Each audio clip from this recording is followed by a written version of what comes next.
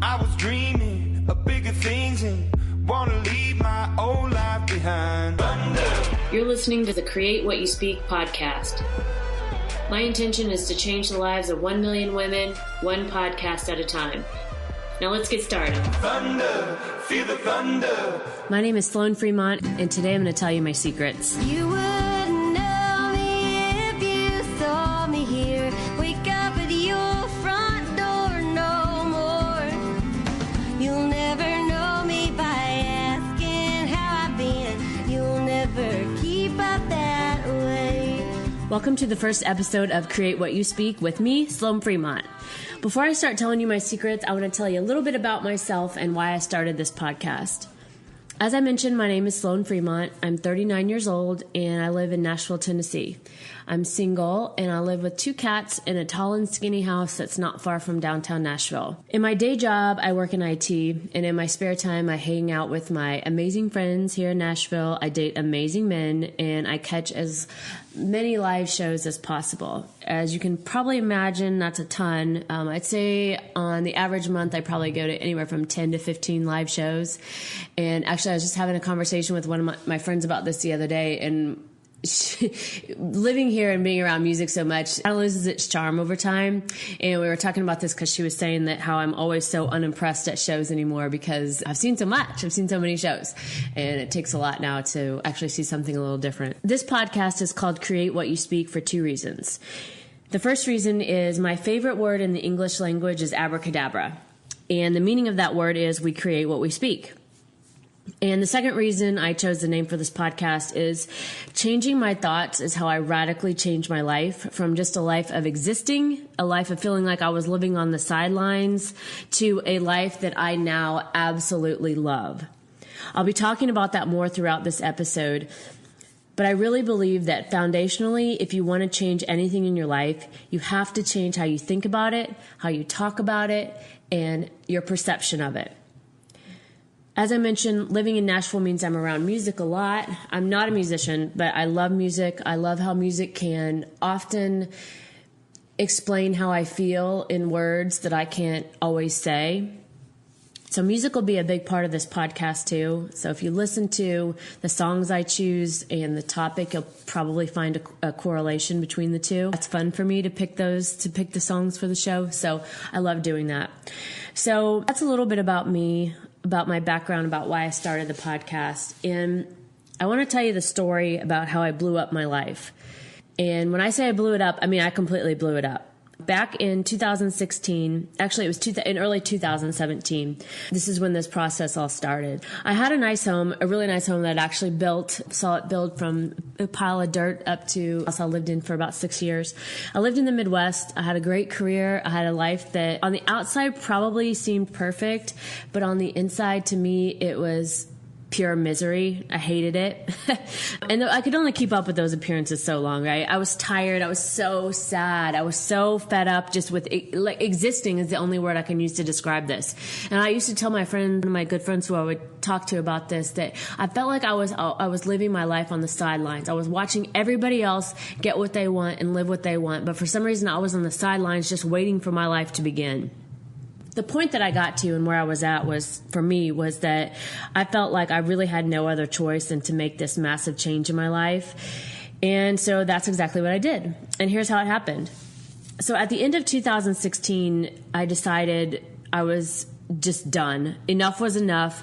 And I was starting the process to decide how I wanted my life to look.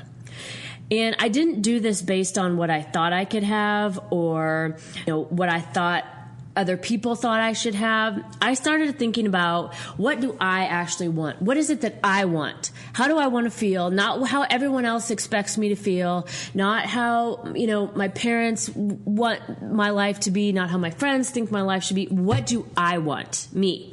So I started to write all this out in a list, and I wrote it really in this format. I wrote, I want whatever X and I can have it. So I started really going through this process of identifying what it is that I want, but also giving myself the permission to have it. And I, as I look back and I think about a lot of this stuff, you know, the sideline living that I used to live, I guess maybe at some point I was waiting for permission. I don't know who I was waiting for permission from, but I imagine most of you listening probably have some area in your life that you're holding back because you're maybe subconsciously waiting for permission from someone to be able to do what you want to do. I went through that process of just making the list. What do I want? Writing it down and adding an extra sentence after saying that I could have it.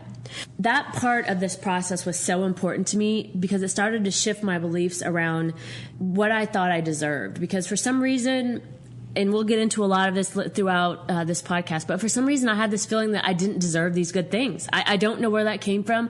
I did not have a bad childhood. I was not brought up in... Nothing bad happened. It was for some reason, somewhere along the way, I picked up the belief that I didn't deserve good things. Shortly after I started this process about deciding what I wanted, and I decided that I was thinking about this in all areas of my life, right? I was thinking about it in my career, with my friends, with the relationship I was in. Spiritually, what did I want? My house, my general existence, what did I want? Shortly after I went through this process, the guy I had been dating for 3 years and we mutually agreed our relationship wasn't working and we broke up. Next, I negotiated a long leave of absence from my job. I had asked for 3 months. I was hoping I'd get 2 months, and we settled on 1 month. I had never done anything like that before. I was scared to death. I had written, tons and tons of things down in my journal about this. Should I do this? Should I not do this? And in the end, it scared the shit out of me, but in the end, it was not a big deal at all. It was the way my own anxiety about it and the things I told myself in my head were way worse than anything than actually getting what I wanted in that instance. So I started this process and things started to change very quickly. My ex and I broke up. I negotiated a leave of absence from work, and the process was beginning. It was starting. And so since I've told this story to people, and I tell the story a lot because anybody that asks me anything about how I changed my life, I tell them it starts with a decision and you got to decide what you want. And we'll get into that a little bit more later. But people have asked me about this, about negotiating a leave of absence and how to do that. And because most people don't think about doing something like that. It's not often talked about. If you look in your employee manual at work, if you're thinking about doing something like this, it probably has a really small paragraph that says something to the effect of as needed or as discussed with the supervisor or something like that. That's really how mine went. It was very vague in there. But I talked to my manager, talked to HR and explained, what I was going through. At that time I was consulting, completely burnt out, and just couldn't take another minute of it really at that point. That's just a side note. If you're thinking about doing something like asking for a leave of absence, check it with your employer and just see what they can offer for you. So anyway, as I went through this process, I started to realize, okay, let's see here. I just made a list of the things I wanted, and I got both of those things. So what happens if I continue to do this? So I did it again. I made another list. And this time I was focusing a little bit more fine-tuning on the life that I wanted to create. This round of my list got me a new job in Nashville and a brand new home. So let me tell you about how that happened. So during my leave of absence, I decided to visit Nashville because I love the city, and I had thought about a few years before that.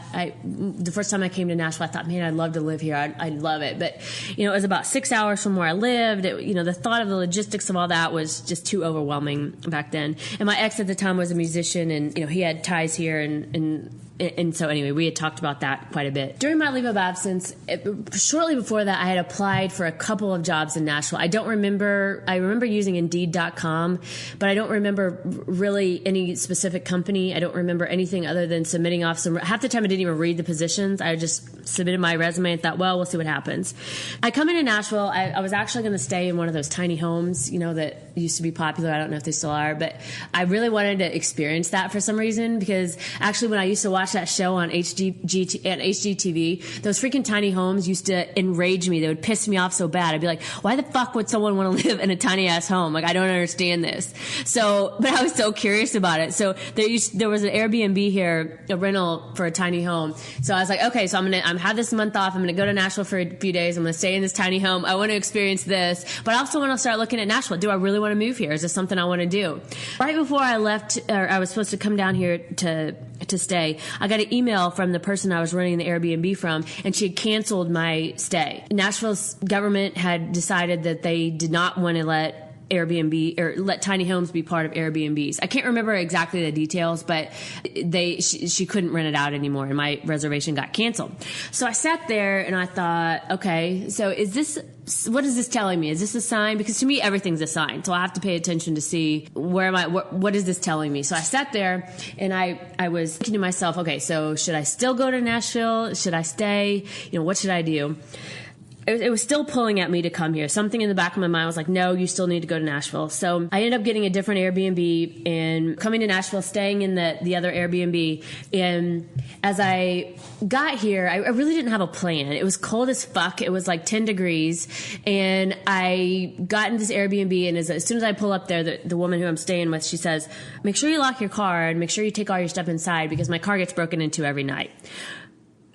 I was like, okay, holy shit. I'm like, I'm not used to that. That is not the type of neighborhood I live in, in my house in the Midwest. I'm like, okay. So right there, I'm like questioning myself, right? All these doubts are coming up. And then I ended up getting in town like later that night, and I went and grabbed something to eat, but then I went back because it was freezing cold and I just didn't want to be out. So the next day I get up, I go do some shopping. I'm driving around, and I think I ended up meeting, I had a friend in town here who I knew, and I think I ended up meeting that friend that night. And so then the next day was on Sunday, and I, again, having no plan, I'm at this Airbnb, and I started sitting there questioning myself, like, what the fuck am I doing? Like, who do you think you are, right? Who do you think you are? Thinking you can uproot your life. You're nearly 40 years old. What the fuck are you doing? So this is going through in my mind and nonstop, this negative talk that I had in my mind. I'm sitting in this Airbnb in the bedroom, and I'm watching Frasier on Netflix, and I'm sitting there bawling my eyeballs out because I'm like, what am I doing? Right? Like, I want to make this change. I don't know if I should come here. Like, I don't know what I should do. Okay. So I sat there and I was like, all right, fine. So here's how this is going to go. I'm going to put this idea of moving on a shelf. I'm going to finish out today. I'm going to drive back to my house on, which would have been the next day, would have been Monday. I told myself I'm going to just set this aside for a while, go back to my life after the leave of absence at work and see if things are better and see what happens. The next day on my way out of town, I was meeting with a psychic. I had an appointment to meet with her. While I was in the meeting with her, I get a call on my phone about a job here in Nashville. And again, I didn't remember applying for, I definitely didn't remember applying for specific positions with different companies, but I didn't remember even any of the positions I applied for. So this lady leaves me a message about, kind of call her back. And so I called her back, and it ended up about 2 hours after that, I had an interview for a job from a company I'd never heard of in an industry I'd never heard of. And 2 hours later, I'm sitting there with my now manager having this interview. It starts kind of in this whirlwind, right? Because some of the things that the psychic told me, I had an idea of how this was going to unfold, but yet I hadn't gone through the mechanics of it to even know, or like, what the fuck, right? Can I do this? Okay, so I ended up interviewing with this company. Long story short, three weeks later, I have the job. I quit my consulting job. And I'd been at that job for 7 years. And let me back up. This all happened in 3 months. Okay, so I got the job. I quit my consulting career of 7 years. I sold my house, which is the one I loved that I had built, that I lived at in the Midwest, which that's probably a whole nother episode talking about the sadness of letting go and all that kind of stuff, which is, I'm not going to go through all that right now because I talk your ear off. But so then I took the job in Nashville, bought a house in Nashville. I went from living a life on the sidelines to actually living a life. And I don't mean just when I say I went from living a life, I mean I went to living a life where I was fucking happy. I was so fucking happy. I was radiating so much joy. People who I saw, they couldn't believe who I was, would probably be a good way to explain that, because I had started this process and done these things to get myself somewhere, which I had no idea what I was doing. I had no idea if any of the things I was doing. It all started with a list. This started with a list, right? It started with me making a decision and writing out a list. And here I was, but not 2 months later at that point, sitting in Nashville interviewing for a job that I ended up getting. Okay, changing my life, going through all this. And, as I look back through this, and I told this story a lot. I told this story a lot when I started my job. I told this story when I meet people, when I go on dates, when I met friends here in Nashville. Everyone loves to hear this story too, because it's so, not many people do this. Okay, let's be honest. Not many people have the balls to do this. And as I look back on what I did, I'm amazed at myself. I'm so proud of myself. I'm so happy that I got off the sidelines and I started living. But on the other side of this, I'm actually not surprised that I was able to do these things, okay? Because most of my life I've been a rule follower. I've always been the one, following the rules. However, I was always on the outside, not doing things like everybody else. So the fact that I've never been married, I don't have kids, I'm 39 years old, that's one example of that. Because I can tell you that me being single and not having kids makes most people that are married with kids more uncomfortable than it makes me. People seem to, I don't know, I think they feel bad or they feel like I don't have a great life. And it's always amazing to me when I meet people that they're more sad or more bothered by my lifestyle than I am. And so that's one instance where I didn't fit in. And as a side note, I actually hate kids and I never wanted them. So, and the obvious reason why I'm not married is because I actually haven't met the right guy yet. No secret there. It's just how my path is unfolding in this lifetime. So, okay. But let me get back to the story of how I changed my life. There's a few ways that when I tell this story, I like to help people visualize how radical my actions were during this. So if you picture a mushroom cloud in the sky, like blowing up, like an atomic bomb type mushroom. So if you think about that visual, like how I picture myself going through this is crawling away from something like that, like scratching and clawing my way through the dust and the brokenness and leaving all those old aspects of myself behind that no longer fit me. And then I'm scratching and clawing. And as I walk up and I get up from my knees and I'm on, I'm kind of leaning forward and walking and standing upright. That's how I see myself now. Like I went through all the shit that I needed to go through, but as I clawed my way up and I took my life back, it's like I shed all these old versions of myself to become exactly the person I was meant to be. This person who's happy and loves life and wants to help other people do the exact same thing. This person, this version of me now was always there, always waiting to come out, right? But and definitely this version of me is not the spectator of my own life anymore. And as I look back, I'm like, damn, it's about damn time, right? Like, why did I wait so long? But, there's no benefit of looking back and regret, so I don't even go there. Okay, so the other picture that comes to mind when I tell anyone this story is kind of if you think about like a funnel cloud, like if you draw a tornado or, the circular, funnel, and like I see myself on one side of that funnel, like I see my life the way it was before and being unhappy. But then this tornado came through and it ripped that life all to shreds and I came out a different person on the other side. It's like as I went through this, my perception changed, things got clearer. I was so much more vocal about what I will and will not take anymore. And I made a goddamn decision about what was most important in my life. And I made it for me, not for someone else. Not because I thought anybody else wanted me to do any of this. It's because it was what I wanted. It was time for me to step out and go after what I wanted. And I finally did that. Going through this process, no one talks about this part of the process, about the ugly part, how ugly it is and how painful it can be, but how it can be. And this, as you can see, this is still extremely emotional for me because it was so much to go through. And while it's ugly and it's scary and it's, you just wonder what the fuck is going on and how you're going to survive. At the same time, it's like I was growing into this other version of myself that this whole process is so beautiful at the same time. And I feel like that nobody talks about this part of it. Nobody talks about the part where when you make a change that you have to go through some shit for your life to change. I mean, you just do. Like, you're not going to walk in and say, today I want to change my life, and, walk out the front door of your old life and walk into the front door of your new life. That's not how it works. And I think most people get hung up during this process because they think when they go through the ugly parts and they cry and they lay in their bed in the fetal position and think they can't do it anymore, like I did so many times, they quit. And I wanted to quit. I wanted to give up. There was points when I laid in my bed and I was like, you know what? I've seen what I can do and it's just too much. I can't do it anymore.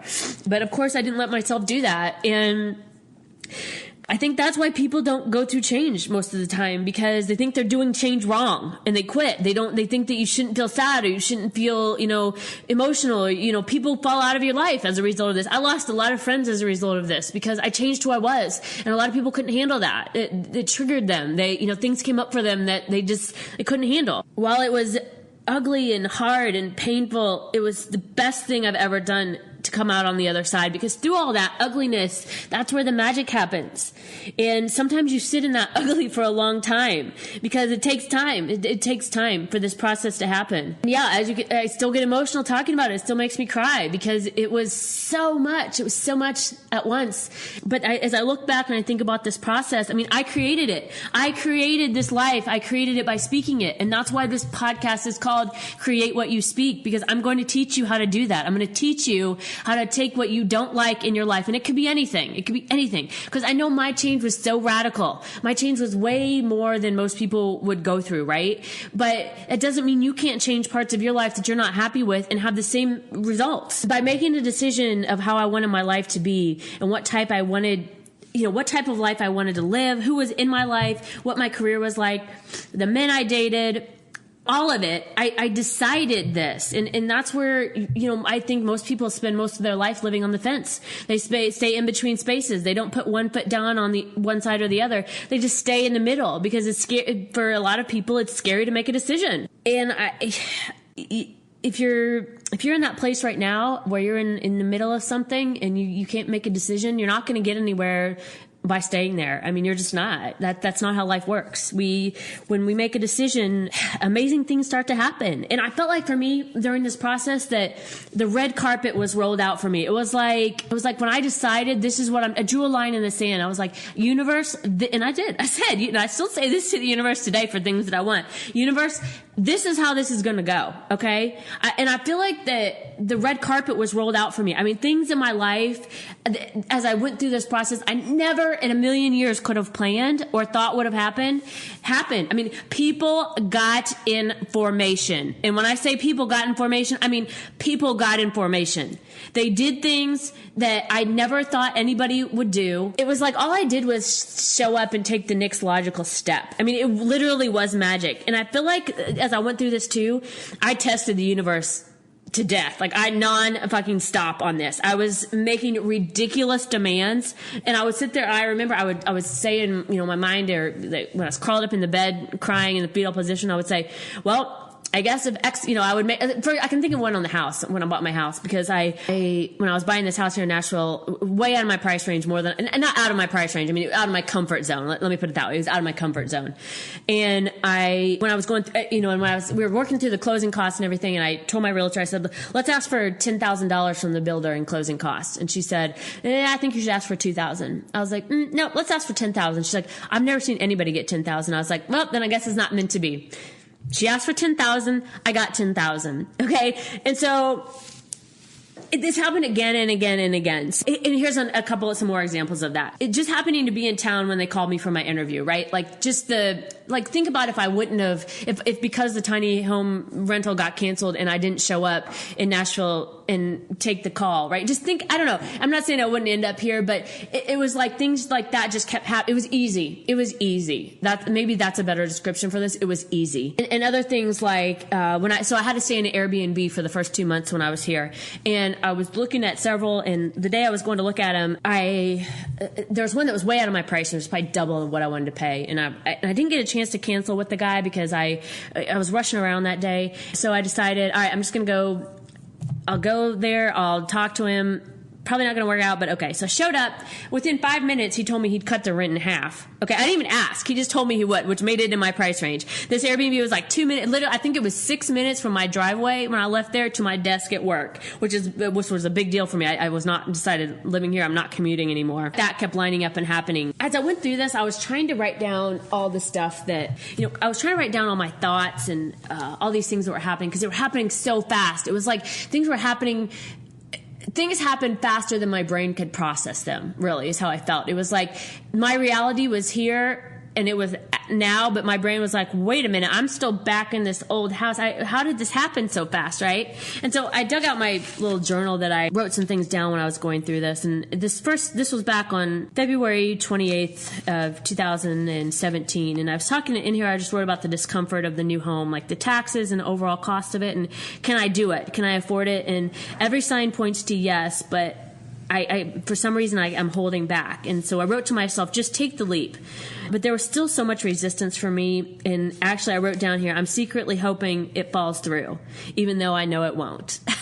That's where I was at, right? I was doing all this testing. And so when I got here, in last, so it would have been about March, end of February, beginning of March of 2017. And so this whole reality of me, I've created this life, and I'm not sure about this reality that I'm in right now because it's happened so fast. And so it was almost like I couldn't face what I'd done. Even though it was awesome and I loved it, I came from a life of not being used to having happiness or good things. They're not thinking I was even worthy of good things, right? I went crazy. For like 9 months, I went crazy in my new life. So soaking up all the live music, dating a ton of awesome men, meeting, it was like everybody here was kind of in the same place. Everyone's new, everyone, a lot of my friends that I met here in the same place, single, no kids, maybe, some if they do have kids are older. I spent literally 9 months enjoying every damn minute of it. I mean, I was happy. I was so happy. Still am. I don't mean was. I mean, I am. I'm happy, free, and I had done it. And it was like I was giving this big middle finger to the voice in my head, to the people who didn't think I could do this, to the people who are sad for me because I'm 39 and single with no kids, when I, on the other hand, am at the best point in my life that I've ever been. And those who question me or, thought it couldn't be done or, whatever, who cares? That's their thoughts. This is not for me. But, it was like I was saying to myself or to the world or however I don't know exactly how to put it here, but I was like, here I am. Like, I did this. I didn't die. In fact, it was quite the opposite. I was finally living. Now I've come to expect that from life because I know the secret and I know what it takes to get what you want in life and what it means to go through all these stages and come out on the other side to actually tell the story and to provide inspiration for people and to just let people know that you can do this too, right? I'm no different from any one of you listening on this podcast. The only difference is I didn't quit. I just kept doing and going after what I wanted, and I got it. And here's the other part about this. I mean, I can walk the walk, or I can walk the talk, or whatever that phrase is, because I did it. I changed my life. And you can't buy this kind of courage, right? You can't buy the courage that it took me to do this. I look back at that, and I was so proud of myself and just so and I kind of also look back on this and think, okay, that's no big deal. Like, so what am I going to do in 2018? I mean, last year was freaking crazy. So what's 2008 going to bring, right? My whole point with this podcast and telling you this story and giving you these examples is because I can teach you how to do these things. And that's why I'm doing this, because this feeling inside of me. I mean, this isn't my first round podcasting. I've done it before, and I've done a lot of other work with blogs and speaking and all kinds of stuff, which we'll talk about another day. But I can teach you how to do all of this stuff. I can teach you how to create the life you want by what you speak. Each week I'm going to take you through a different topic, and I'm going to talk through it with you, tell you a little bit more about my story. You'll get to know me, but also what you can do to be proactive and make the changes you want in your life. How do I know that you want to make changes? The first way I know this is because you found your way to this podcast, and that didn't happen by accident. So something in you knows and is ready for more, and I'm going to help you find it. My goal and my intention with this show is to change the lives of 1 million women. 1 million. So now it's time for us to get started. All right, so I'm coming to the end of the show today. This is the first episode, as you know, and here's what I want you to consider this week. If you want to start putting these things into action like I did, start to think about your life and what you really want. And I don't want you to think about this from what you think you can have, what those voices in your head are telling you, or what your parents have told you, or your brother, or your sister, your best friend, your husband, your wife, whatever it is. I want you to think about it from what do you truly want? You, Y-O-U, the person listening, the person on the other end of this. What do you want? And this can be in any area of your life, right? Like I mentioned earlier, my change was extremely radical, and not everybody's going to go through that, and not everybody needs to go through that. But on my journey and where I was at, that's what I needed to do to get myself in this different spot that I'm in now. So you can think about this in multiple areas of your life. You can think about this in one area. I wouldn't get too carried away and try to do like 5 or 6 or something like that. 1 to 2 areas is probably a really good starting point. Write it out. write out what you want. What is it that you want? I want XYZ and I can have it. I want XYZ and I can have it. Keep refining it, keep working on it, and really start to consider what you want. So I want you to dig deep here too, though. I don't want this to be, just some surface thing like, I want to be happy. Okay, no, it needs to be more than that, all right? I mean, we all want to be happy, obviously, but what does happiness mean to you? When are you happy? What does it feel like? And, really feelings are the root of all of this. Really, the reason why we want what we want is because we want how it's going to make us feel. So that's what I want you to start thinking about. And this may be a better way to put this. So maybe it's more like you write it from, and I got this from Abraham Hicks. This is not my own creation here, but I want X because it will make me feel X. I want to manage my finances better because it will make me feel more secure and I will no longer have to live paycheck to paycheck. Or I want a awesome boyfriend who pays attention to me, respects me, cares for me, equal partnership, because it makes me feel good to feel loved. It makes me feel good to have a partner in life, whatever it is. So I want X because it will make me feel X. And then adding on that extra sentence of I can have it. Actually saying and starting to reprogram your brain and tell yourself that you can have these things. That is, that's the process I went through. That's what I really think that if you start to, because really what we're doing here is we're shifting our beliefs and our thoughts. And so that's your assignment this week. If you want to start to change your life, you start creating and changing your life by changing what you speak. So I'm going to close out this first episode of Create What You Speak with me, Sloan Fremont. If you have any questions or feedback, you can email me at sloanfremont@gmail.com. And that's SLOANEFREEMONT@gmail.com. So follow me on social media, Instagram, Facebook, because I'll be where I'm at. I have some resources for you that I'll put in the show notes that you can take a look at. As I was thinking about how I was going to structure this podcast and what I was going to close the show with, a band I really like is called Dawes, and they have this song called All Your Favorite Bands. And when I read about their interpretation of their meaning about it, it's this song talks about, it says, may all your favorite bands stay together. And when I looked at the meaning of that, they were saying that it's just an interesting and unique way of saying, may you live long and prosper. So it's basically saying to all those people that came in your life, hey, you know what? We may not know each other now, but we shared a history, and may all your favorite bands stay together. So to you, the listener today, I hope you take what I said. I hope you start to take some action items and start to really think about what you want for your life. And to close it out, may all your favorite bands stay together. Late night drives and hot French fries and friends around the country, from Charlottesville to good old Santa Fe. When I think of you, you still got on that hat that says let's party. I hope that thing is never thrown away. I hope that life without a chaperone is what you thought it'd be. I hope your brother's El Camino runs forever.